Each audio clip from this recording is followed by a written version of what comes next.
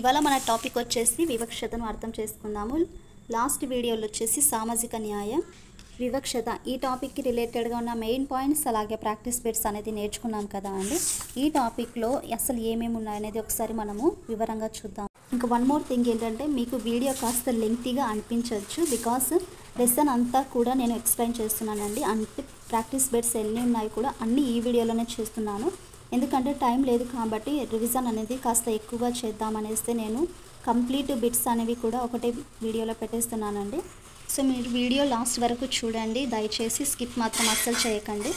8th class పాలిటీలో ఇంకా 2 chapters అయితే ఉన్నాయి. ఇవి కాకుండా ఇంకా 2 చాప్టర్స్ ఉన్నాయని అవి కూడా చెప్పేస్తే అక్కడికి సివిక్స్ పార్ట్ అనేది కంప్లీట్ అవుతుంది. నెక్స్ట్ వీలైతే హిస్టరీ చాప్టర్ కూడా మనము చెప్తాము. సమాజం లేదా సమూహంలో కొన్ని వర్గాల ప్రజలను అనర్హులుగా పరిగణించి వారికి తగిన ప్రాధాన్యత ఇవ్వకపోవడాన్ని వివక్షత అంటారు. వివక్షత కారణంగా ఆ సమూహాలు తమ వనరులను, అవకాశాలను, హక్కులను అనుభవించలేకపోతున్నారు. ఆదివాసులు అనే పదానికి సరైన అర్థం మూలవాసులు. బిట్ అడిగే అవకాశం ఉందా అండి? మూలవాసులు అని ఎవరిని అంటారని అడిగేసినారంటే ఆదివాసులు అనేసి అడుగుతారు, లేదా ఆదివాసులు అనే పదానికి సరైన అర్థము మూలవాసులు అనే బిట్ రకంగా కూడా అడగవచ్చు. వీరు అడవులతో అవినాభావ సంబంధాన్ని కలిగి ఉంటారు.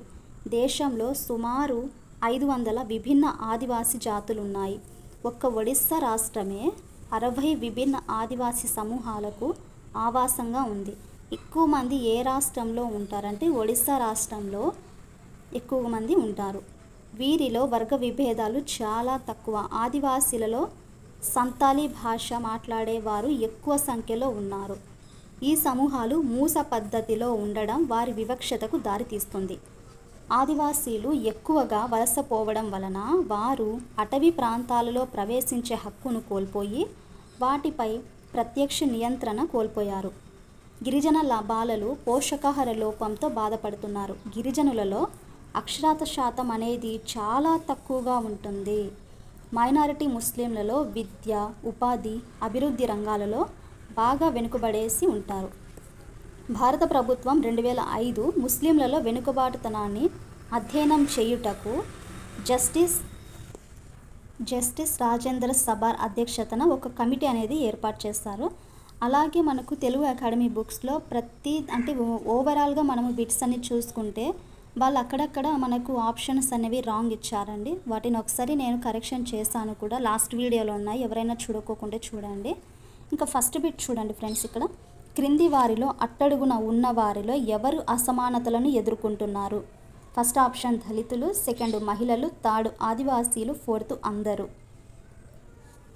కరెక్ట్ ఆన్సర్ ఏదో కామెంట్ చేయండి. Fourth option is correct answer అండి. దళితులు, మహిళలు, ఆదివాసీలు ఈ 3 కూడా కరెక్ట్ ఆన్సర్స్. సెకండ్, అంటరానితనం రాజ్యాంగంలో ఏ ఆర్టికల్ ద్వారా నిర్మూలించబడింది? First option article 16, second article 18, third article 28, fourth article 17. దీనికి సంబంధించిన ఆన్సర్ అయితే కామెంట్ చేయండి. అంటరానితనం అనేది ఎప్పుడైనా గుర్తుపెట్టుకోండి, article 17. So fourth option is correct answer. Third question, దేశంలో అసమానతను అంతం చేయడానికి ప్రభుత్వం ఎలా నిర్ధారిస్తుంది? ఫస్ట్ ఆప్షన్ చట్టాల ద్వారా, సెకండ్ రిజర్వేషన్ల ద్వారా, థర్డ్ 1 మరియు 2, ఫోర్త్ 2 కాదు. ఫస్ట్ ఆర్ సెకండ్ కూడా correct answers. So third option is correct answer, 1 మరియు 2. ఫోర్త్ క్వశ్చన్, తమను తాము మరియు వారి అభిప్రాయాలను బలంగా వ్యక్తం చేయగల ఒక వ్యక్తి లేదా సమూహం? ఫస్ట్ ఆప్షన్ దృఢమైన, సెకండ్ ప్రతినిధి, థర్డ్ బలవంతపు వ్యక్తి, ఫోర్త్ ఇవేవి కాదు.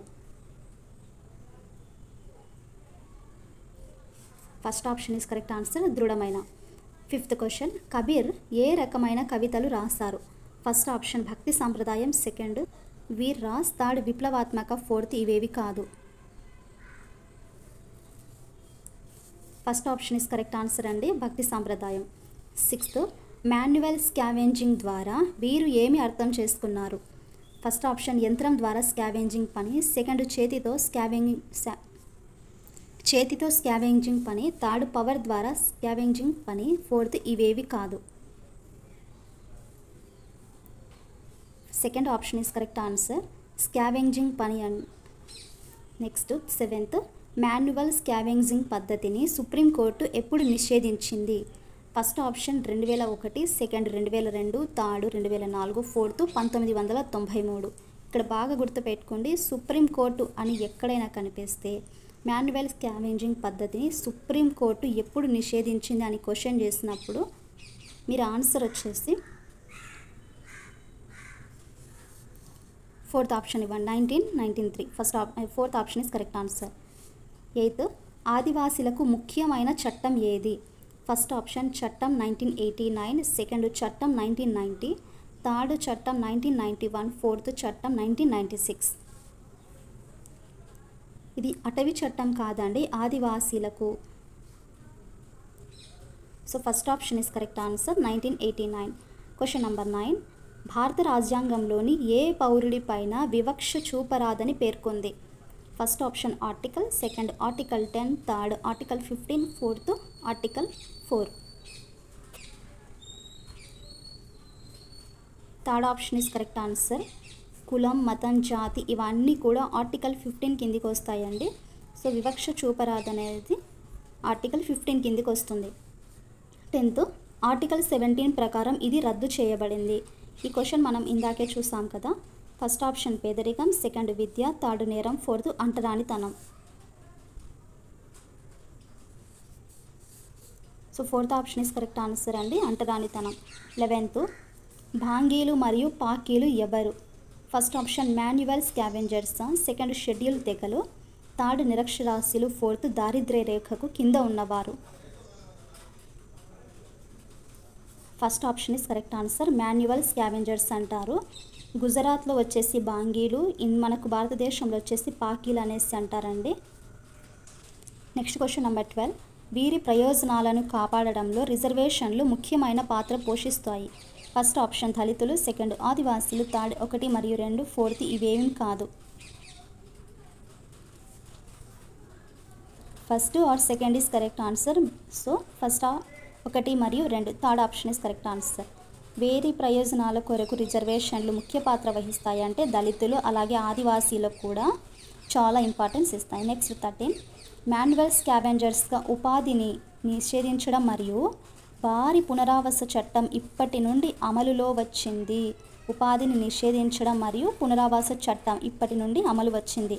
సో ఫస్ట్ ఆప్షన్ 1 జనవరి 2013, సెకండ్ 1 ఫిబ్రవరి 2013, third option 6 December 2013, fourth 1 November 2013. ఈ 2 పాయింట్స్ని గుర్తుపెట్టుకోండి, ఉపాధిని నిషేధించడం మరియు పునరావాస చట్టం అనేది. So third option is correct answer, 6 December 2013. 14. ఆదివాసీలు అని ప్రజలు నమ్మేవారు ఎవరిని? ఫస్ట్ ఆప్షన్ అన్యదేశ, ఆదిమ మరియు వెనుకబడిన, సెకండ్ మోసపూరిత, ఆదిమ మరియు ముందుకు, థర్డ్ బహిర్ముఖ, ఆదిమ మరియు అభివృద్ధి చెందిన, ఫోర్త్ పైవేవి కాదు. కరెక్ట్ ఆన్సర్ ఏదో కామెంట్ చేయండి. First option is correct answer అండి, అన్యదేశ, ఆదిమ మరియు వెనుకబడిన అనేసి అర్థం ఉంటుంది. Question number 15. డాష్లో శక్తి మరియు తాంత్రిక సాంప్రదాయాలు. ఫస్ట్ ఆప్షన్ ఒరిస్సా మరియు అస్సాం, సెకండ్ బెంగాల్ మరియు కేరళ, థర్డ్ బెంగాల్ మరియు అస్సాం, ఫోర్త్ కేరళ మరియు ఒరిస్సా. దీనికి సంబంధించిన ఆన్సర్ ఏదో కామెంట్ చేయండి.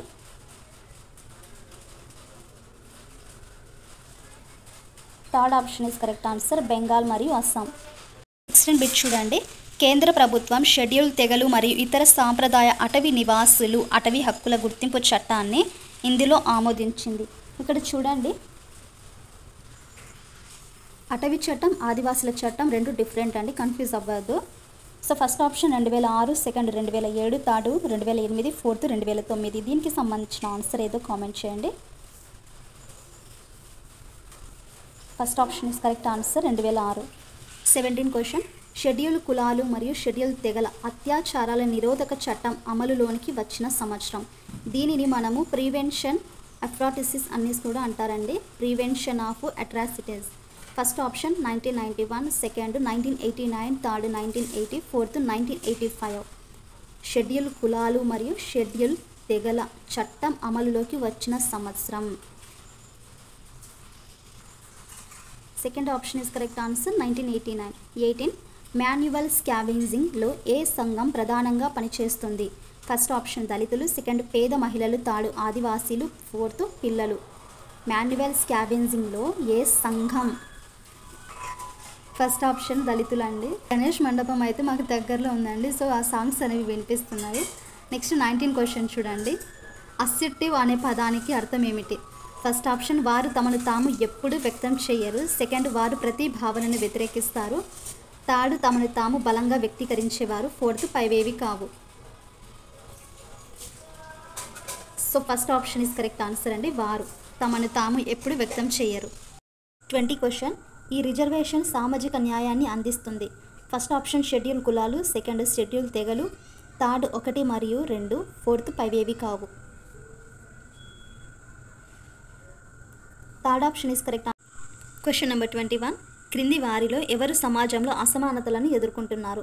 ఫస్ట్ ఆప్షన్ దళితులు, సెకండ్ స్త్రీ, థర్డ్ తెగలు, ఫోర్త్ పైవన్నీ. Fourth option is correct answer, పైవన్నీ. 22. ప్రభుత్వము డ్యాష్ ద్వారా సమాజంలోని అసమానతలను అంతం చేస్తుంది. ఫస్ట్ ఆప్షన్ చట్టాలు, సెకండ్ రిజర్వేషన్, థర్డ్ 1 మరియు 2, ఫోర్త్ పైవేవి కావు. Third option is correct answer, 1 మరియు 2. ప్రభుత్వము చట్టాలు అలాగే రిజర్వేషన్ ద్వారా సమాజంలోని అసమానతలను అంతం చేస్తుంది. Question number 23. క్రింది వాటిలో అంటరానితనం యొక్క రూపం ఏది? ఫస్ట్ ఆప్షన్ దళితులు విద్యను అభ్యసించకుండా నిరోధించడం, సెకండ్ దేవాలయాల్లోకి ప్రవేశించకుండా నిరోధించడం, థర్డ్ మరుగుదొడ్లను ఉపయోగించకుండా నిరోధించడం, ఫోర్త్ పైవన్నీ. 23 చూడండి బాగా. Fourth option is correct answer. ఇందులో ఉండే ఆప్షన్స్ అన్నీ కూడా కరెక్ట్ ఆన్సర్స్. 24. సోయాబాయి ప్రకారం అశుద్ధత పుట్టింది. ఫస్ట్ ఆప్షన్ శరీరం వెలుపలన, సెకండ్ సమాజంలో, థర్డ్ శరీరం లోపల, ఫోర్త్ పైవన్నీ. Third option is correct answer. శరీరం లోపల అశుద్ధత పుట్టిందనేసి మనకు సోయాబాయ్ అన్నారు. Question number 25. సీకే జానువక. ఫస్ట్ ఆప్షన్ ఆదివాసీ కార్యకర్త, సెకండ్ దళిత కార్యకర్త, థర్డ్ మహిళా కార్యకర్త, ఫోర్త్ పైవన్నీ కూడా. First option is correct answer అండి, ఆదివాసీ కార్యకర్త. 26. కబీరు దేనికి చెందినవాడు? ఫస్ట్ ఆప్షన్ సూఫీ సెయింట్, సెకండ్ చిస్తే సెయింట్, థర్డ్ భక్తి సాంప్రదాయం, ఫోర్త్ క్రైస్తవ సాంప్రదాయం.